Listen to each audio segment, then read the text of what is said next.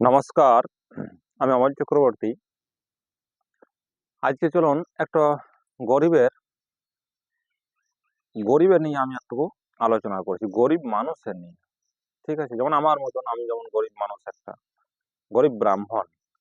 ঠিক আছে, এই সম্বন্ধে আলোচনা করছি।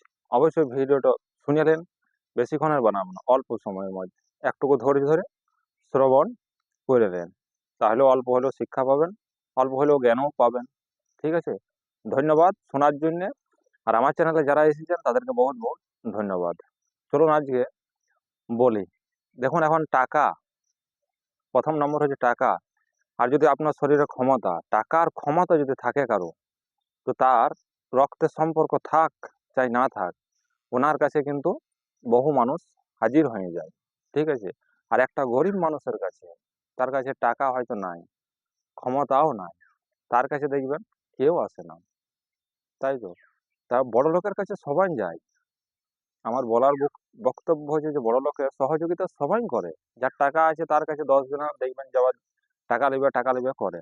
কিন্তু গরিব মানুষ, যে তোমার কাছে, যদি তুমি বড় লোক হও, তোমার কাছে একটা গরিব মানুষ গেল যে বাবা আমার কিছু প্রয়োজন টাকার, আমার এমনি অসুবিধা আছে, কিন্তু দিবেক না।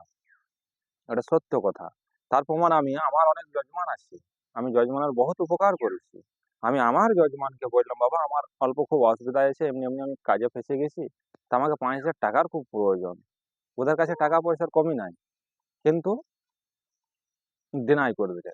তার জন্য আমার বলার বক্তব্য হচ্ছে যে গরিব মানুষের সহযোগিতা করতে হয়। তুমি ভাবি যে টাকাটা মেরে নেবে, তাই তো, কিন্তু না, টাকাও মারবে না, টাকা তোমাকে দিয়ে দেবে, হয়তো 6 মাস লেট হইতে পারে, এইটুকু হইতে পারে।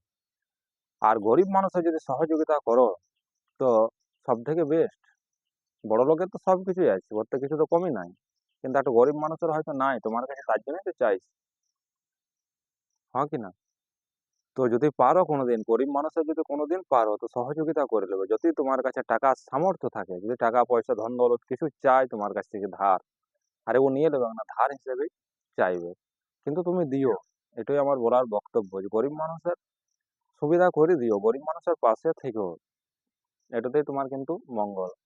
চলুন, ধন্যবাদ। আর বেশি কিছু বলছি না, কারণ জল পড়ছে, হবে না ভিডিও, তাই এইটুকুই আমার থাকবে।